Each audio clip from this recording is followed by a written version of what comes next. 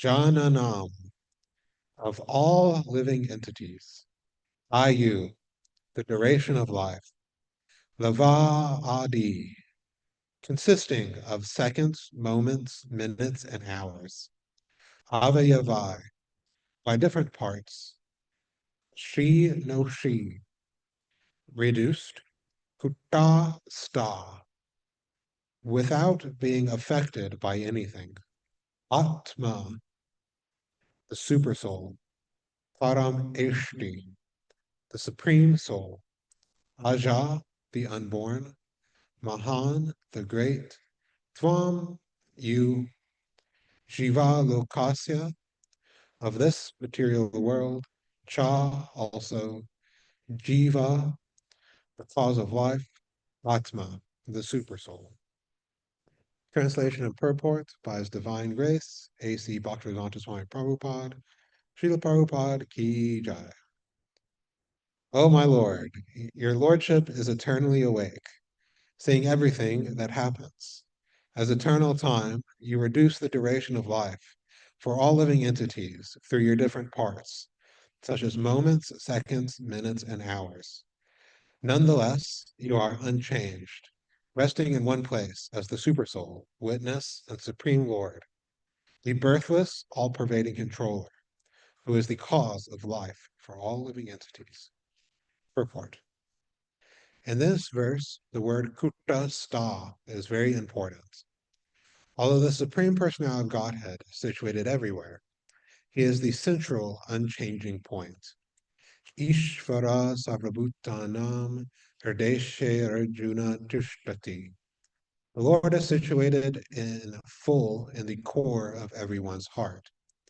As indicated in the Upanishads by the word ekatvam, although there are millions and millions of living entities, the Lord is situated as the supersoul in every one of them.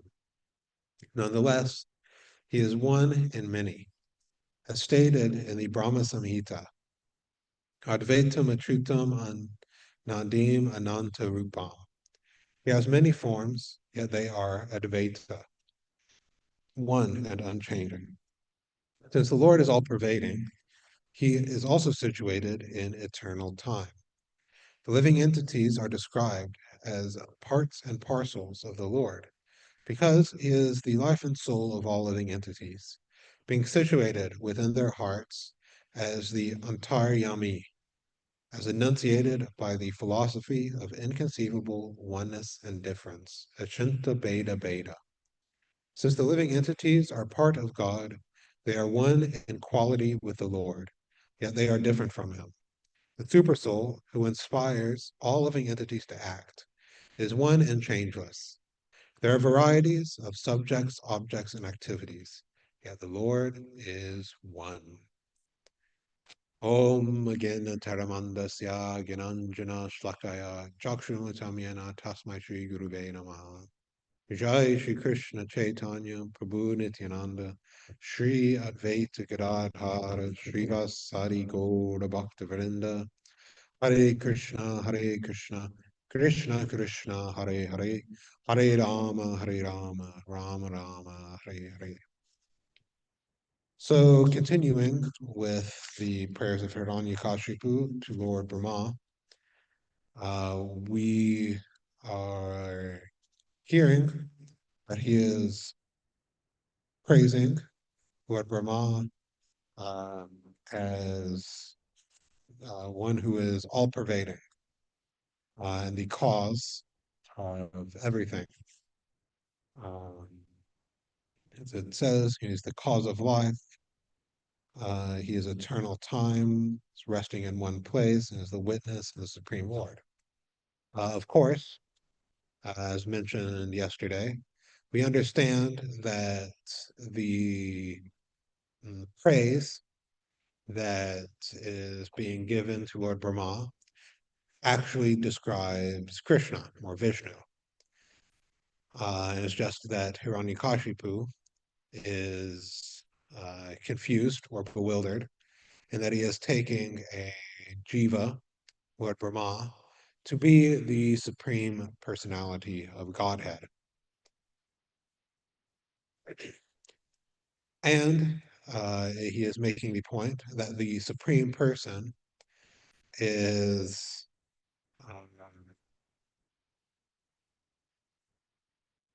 everywhere, that he is situated in every point of the universe and at every time in the universe. But he is uh, also unchanging. So we could say that, or one way to put it, is that the universe, that uh, Krishna is the universe, but the universe is not Krishna. Uh, in that, mm, Krishna is the cause of the universal manifestation.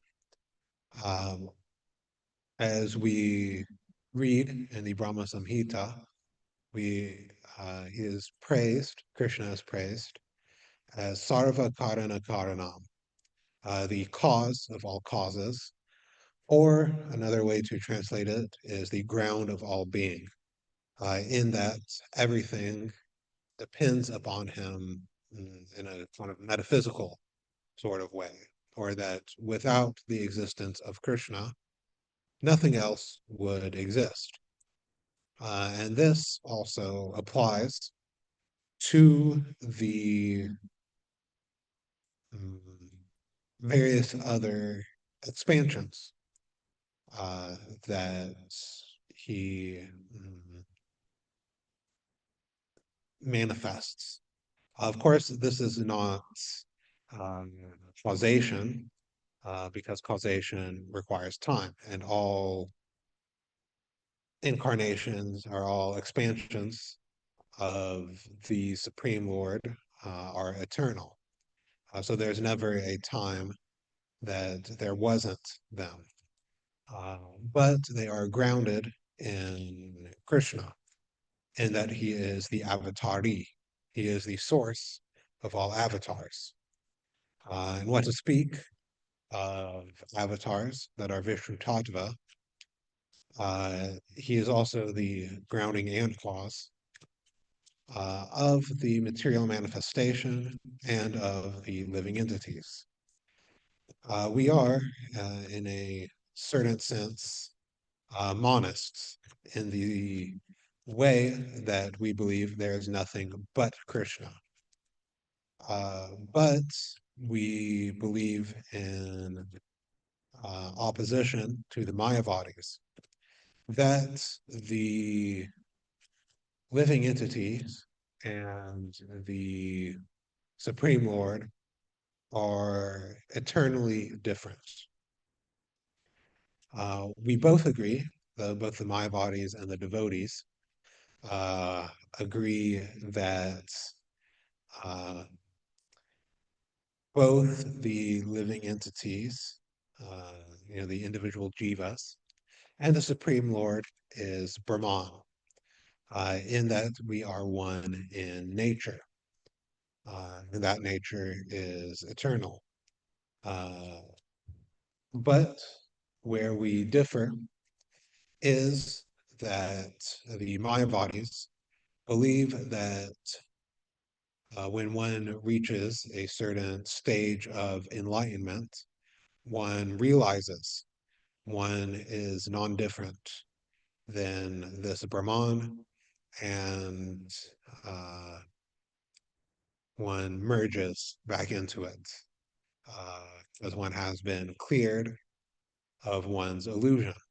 Of course, there are many problems with this. First of all, is that if there is no living entity to become illusioned, then how is there illusion in the first place? Illusion requires that there is a real object. Uh, there is the object that it is falsely perceived as, and there's the person who is illusioned.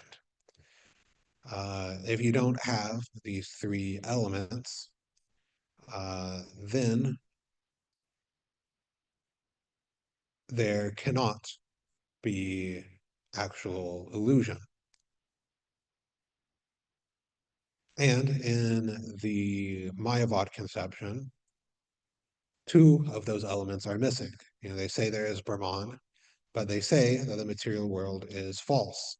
Therefore, there is no object that it appears to be like. And then they also say that the living entity, the jiva, does not ultimately exist. And therefore, there's no body to be an illusion. Therefore, that is one of the many arguments that defeat the Mayavad philosophy. There are others, of course. Ramanujan made 7 uh, arguments against the Mayavad philosophy in his Sri Bhashya, which is his commentary on the Vedanta Sutras. I unfortunately cannot remember all 7 of them off the top of my head. I wish I could, but if one is interested in the 7 untennables, as they're called, that is where to find them. So we understand that the Lord is eternally existing.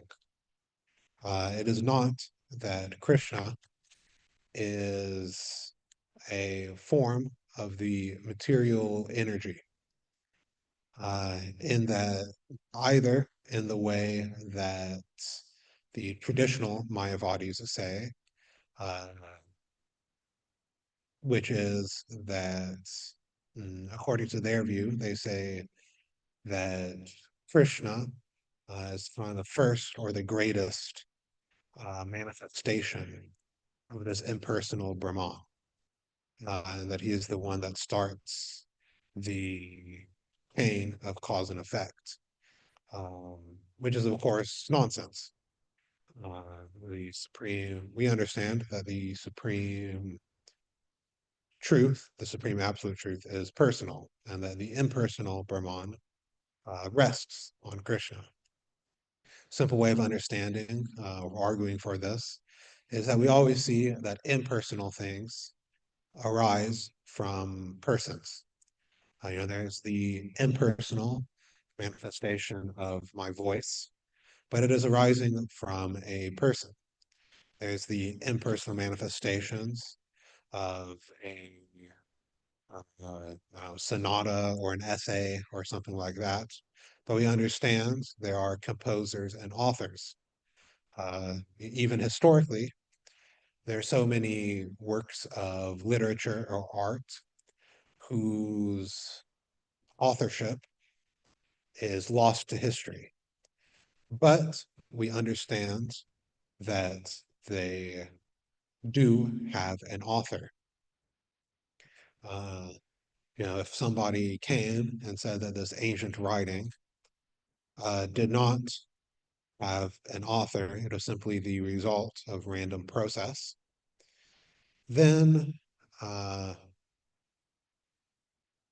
people, even atheistic scientists would not accept.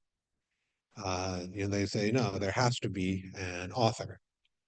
So we can understand that the impersonal comes from the personal. Uh, of course, there is also the modern ways of denying Krishna's absolute position, uh, in claiming that he is the product of some mythological or imaginative process. This is the kind of the stance that is taken in uh, academic circles, and for those who have been influenced by academia, uh,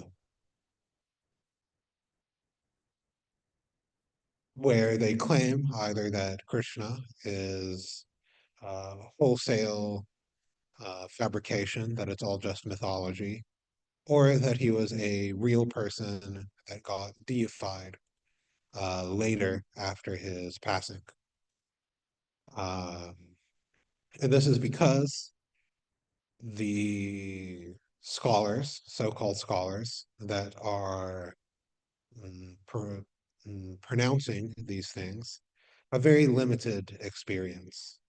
They cannot lift a mountain or marry 16,000 wives or perform any of the activities that Krishna has performed. So they say that since we cannot do it, it cannot be done, which includes, of course, various assumptions that because they or the people they can see cannot do it, they think that it is wholesale impossible.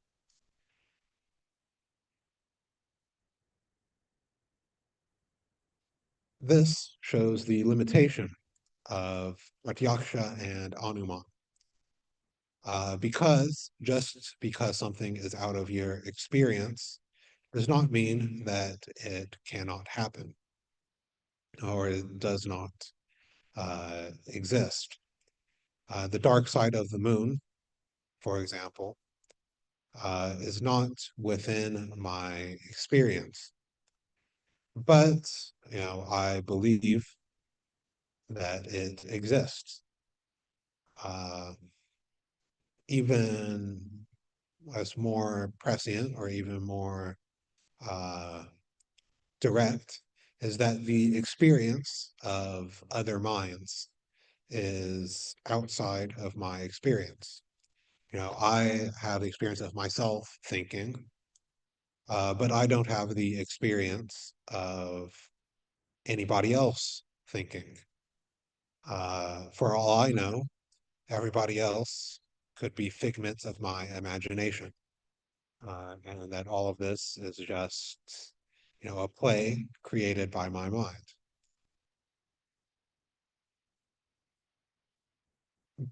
But still, me and everybody else believes and acts as if, or there is uh, other minds. So our experience is extremely limiting in that uh, we might not even be qualified to have various experiences. Or even if we do experience them, we might not understand what we are seeing. So many atheists claim that uh, they would believe in God if he showed up to them. If he just uh, appeared in front of them, said, I'm God, and offered some proof, or if somebody rearranged the stars in the sky to say, so and so, I'm here, believe in me, they would say, okay, then I would believe. Of course, there are some who deny even that. Richard Dawkins, for example, has relatively recently claimed that even if God appeared to him personally, he still would not believe in God because he would just assume that it is a hallucination. Uh, Notwithstanding the fact that, at least to my knowledge, he is not prone to hallucinations. He doesn't take any hallucinatory drugs. He is well past the age for the onset of schizophrenia. He would say, no, more likely a hallucination. Meaning, of course, that he has decided religiously, one could say, that there is no God and there's nothing that he could convince him of some other fact. But even for those who are not as extremists as Richard Dawkins, uh, first of all, why should God appear to them? They spend their life denying God, uh, breaking his rules, uh, and um, many times blaspheming and denigrating him. And then they say, oh, God should appear to me. They're just like a common criminal spends his life violating the rules of the government. And then thinks, oh, the king should appear personally in my prison cell to speak to me. Uh, no, why should he take the time to go to some common criminal uh, to mm, entertain whatever this uh, criminal wants to say when the criminal has violated his laws, maybe traitorous, maybe have criticized the king. No, why would the king uh, spend his time doing that? Uh, of course, sometimes with very big criminals, the king might, just like sometimes with very big demons, like Hiranyakashipu and Hiranyaksha, the Lord comes personally to deal with them. But generally, the demons are taken care of by the material energy.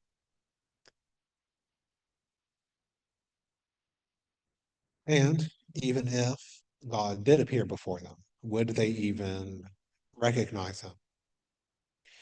If one of these atheistic uh, propagandists give this challenge, oh, man, why doesn't God appear before me? If a dark-skinned cowherd boy playing a flute with a peacock feather in his hair showed up in front of them and started talking to them, would they recognize, this is God? Or would they say, hey, get off my stage, I'm giving a talk here? I would bet that in most cases it would be the latter rather than the former.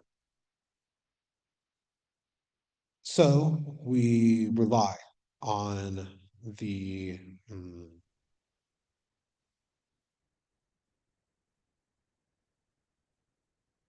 Vedic literatures to understand that the Lord is beyond the material energy, that he is not the product of Maya,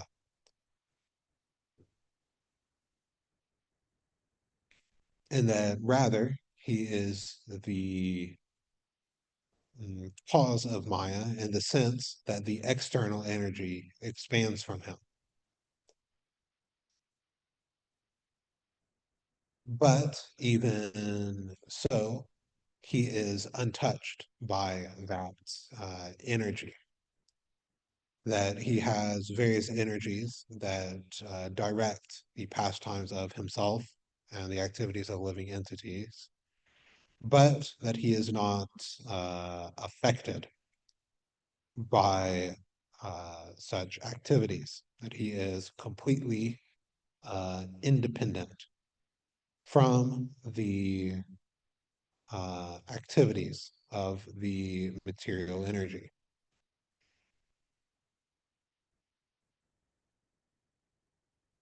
And so, because of that, his forms are described as Advaita, one and unchanging, as it is described in the purport, that he is not impelled to take on any body or any activities according to previous karma. That unlike us, all of his activities, forms, qualities, and such are eternal. They're not even taken on, so to speak, because that implies a sort of finitude. But the Lord is always infinite, uh, so that he maintains these different forms according to his own will or according to his own desire for enjoyment. Uh, and so those pastimes are eternal, beyond the material energy. And hearing about those pastimes and those teachings, we can also begin to have taste for the spiritual world, in that we can understand the activities of the Supreme Personality of Godhead in his various unlimited incarnations, hear his name, which is non-different than himself, read his teachings, serve him, etc. And in this way, we become accustomed to dealing with the spiritual energy rather than the material energy. And when we are purified enough by that process, we are able to um, uninterruptedly engage in the devotional service of the Supreme Personality of Godhead, and also become beyond the reaches of the Lord's illusory material energy. So I will stop here. Uh, this is I guess, a bit of off the cuff class. So hopefully I didn't say anything that was too incorrect.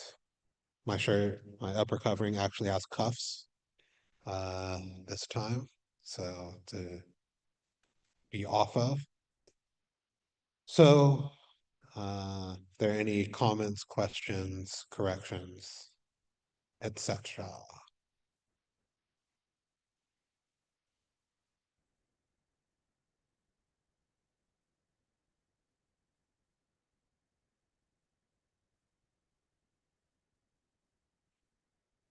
Or if anybody wants to volunteer to in the future give Bhagavatam class on these days, uh, so that you don't have to hear from me again and again and again.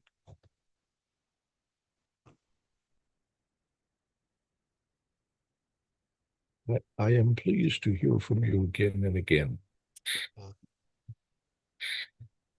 I have one quick question. You mm. mentioned the seven untennables. Is that the uh, Sapta Abhisiddhanta described by Jiva Goswami in the uh, Tattva Sandarbha?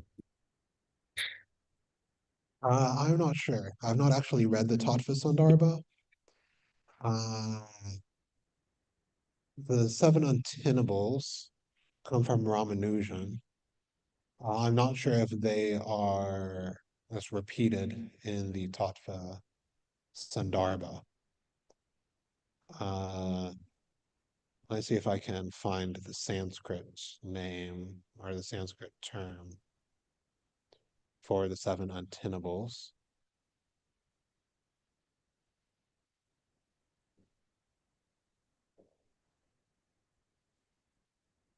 Krishna.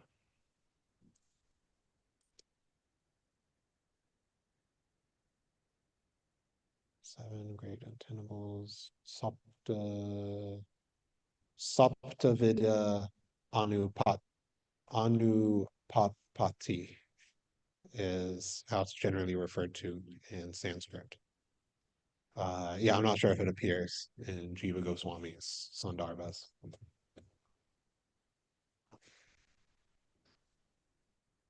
I, unless Tarka Prabhu has more to say, we can hear from Nagari Christian.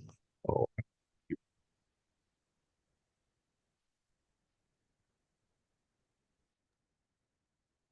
Hare Krishna Prabhu, thank you for an Prabhu. enlightening class.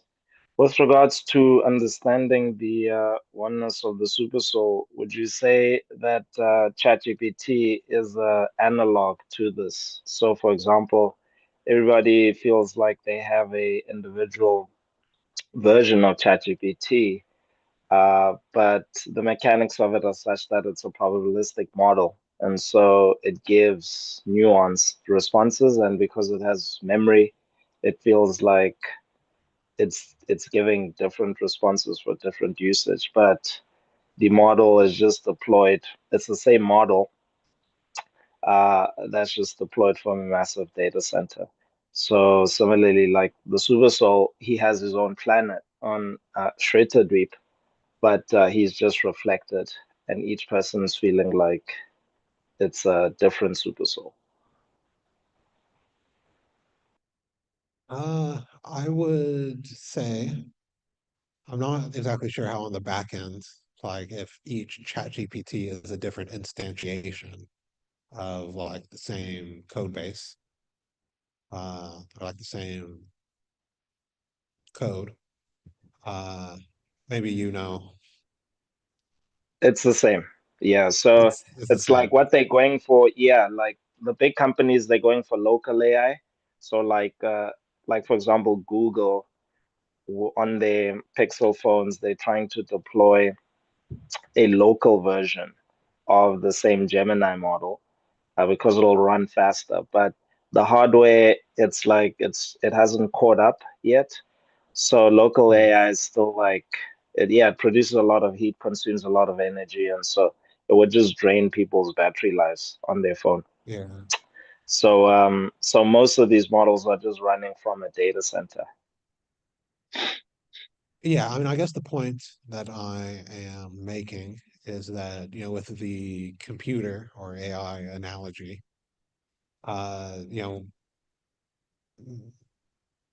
many times, like I was saying, I haven't delved into like the way that, OpenAI does things. Uh, but there's code, and then whether it's running in a data center or uh, one's own like local device, there's different instantiations, right? So there's like it's the same model or the same class, but different objects. If you're going from a OOP viewpoint, which is not how the super soul is. Because it's not like every one of us has a different super soul. That's all like just modeled on the same personality. It's one personality who is everywhere. So if ChatGPT is like that, then it's an analogy. But if it's different copies of the same person or the same code, so to speak, um, then it wouldn't be. Thanks, Prabhu. Yeah. All right. In the last few minutes, do we have any comments or questions?